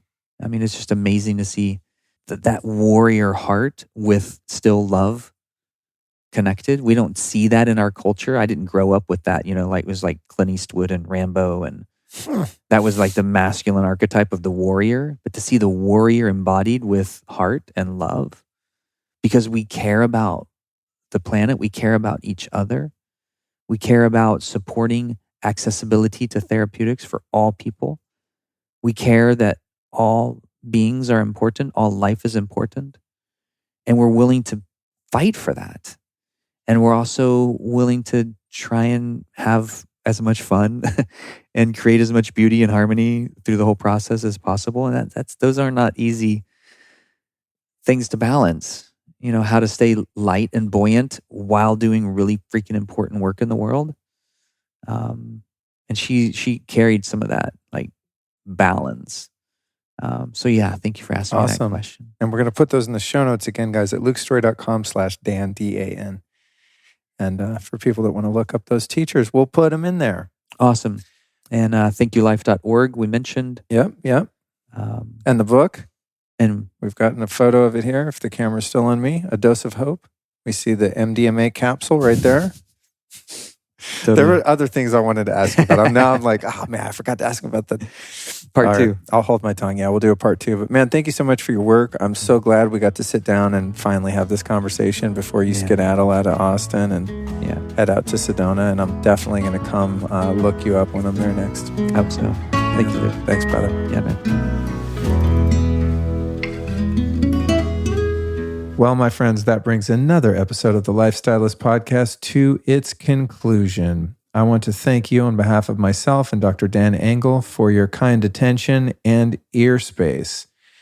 This was an incredible conversation for me, and I am so excited about the reemergence of this type of medicine in the world. I really think it might be our saving grace. I know so many people are suffering from PTSD, addictions, all sorts of different things out there, much of which, by the way, I've suffered myself. So it's a personal stake that I've got in this game.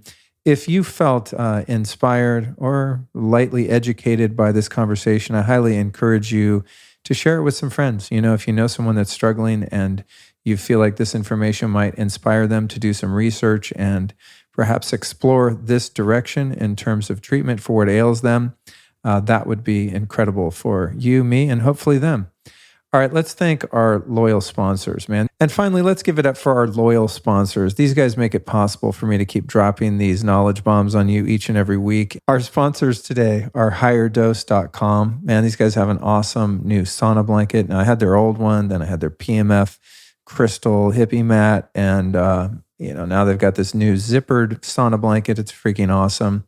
So that's higherdose.com. Then we've got Organifi.com/lifestylist.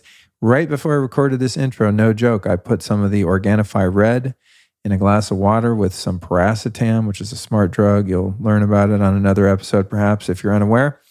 And I did that for some blood flow because it's now 7:16 Central Time at the time of this recording. And man, my brain was just not working. So I did that, hung upside down in the garage for a few minutes, got on the Vibe plate, fired up the Juve, even though they're not one of our sponsors today. That's what I did.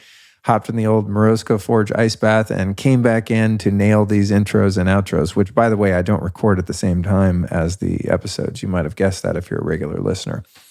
So thank you to Organifi for creating that awesome product called Organifi Red, which has beet juice and all sorts of great herbs and vasodilators that kept the blood flow going up in the dome so Luke could get this done. Then we've got earthechofoods.com/Luke Story. And those guys, of course, make Cacao Bliss. And we've got this stuff all over the house, man. It's really good cacao mixed with a bunch of other rad herbs. And finally, magbreakthrough.com/Luke. And let me think, when did I have a mag breakthrough? I had one last night before bed, and I had one right when I woke up. See, I practice what I preach, man. They send me product, I try it, and if I like it, then they pay to have ads on the show. That's how this works. The word ad sounds so corny. Let's call them plugs, whatever they are. There's great brands out there doing cool stuff. I research them, I explore them, I vet them, then I share them with you. That's how it works. By the way, I know I drop a bunch of links sometimes during and also at the end of the shows. Just know, as a practice, the easiest way you can probably find all these links, including the show notes for this one, which again are lukestory.com/Dan, is just to take a peek at the show notes on your podcast app. Most podcast apps that you're going to use today have all of these show notes and clickable links in them. And a lot of people don't realize that. And I know this because people will send me a DM on Instagram or Telegram and be like, where's this? Where's that? The thing you talked about. And I'm like, it's literally right on your podcast app. We do our very best to make all of those links work right and provide them to you at every turn. So there's a little hot user tip for you there. All right, next week's episode is number 425. Oh, man, I am also pumped for this one. Both this interview with Dr. Dan and next week's episode were some that took me 5-6 years to actually manifest. Next week's show is called Where Science Meets the Mystical, the Fourth Phase of Water with Dr. Gerald Pollack. And I've been following this guy's stuff for years and was even set up to record with him a couple years ago in London. And he didn't end up coming out there to the Health Optimization Summit where we were scheduled to record, and I was really disappointed. And lo and behold, we got her done. And that one comes out next Tuesday. It was really cool to actually explore water from the standpoint of more traditional method of scientific inquiry, as outlined in his very famous, at this point, book. I think it's translated into 10 languages, The Fourth Phase of Water, Beyond Solid, Liquid, and Vapor, a seminal book for water freaks like me. So that's what's coming up. Thank you again so much for listening. I mean, I know that I can't see you, I can't hear you. You only get to, hear me, but I do meet you guys on social media, at least virtually, and oftentimes at events. And I got to say, I just love people that listen to the show. Every time I meet someone, it's like fam. We're just on the same page. So I appreciate you so much. Thank you for, supporting what I do here, man. It's been 6 years, and every once in a while I'll say that to someone, man, I've been doing this 6 years. And then I think, am I going to keep doing it? Like, how long do you keep doing this? 425 episodes? I guess you just keep going. I don't know. I'll do it until I don't like it anymore and I lose the passion for it. But I don't know. There's times when I start to get burned out and I think, man, I get so much positive feedback from you, the listener. And it's just nonstop. I mean, there's just messages from people all the time exclaiming how the content presented in this show benefits their lives. And so as long as that's happening, and as long as I'm still interested and curious and passionate about learning myself and extracting wisdom from all of our incredible guests, I'm going to keep rolling. So thank you for joining me. I'll be back next Tuesday.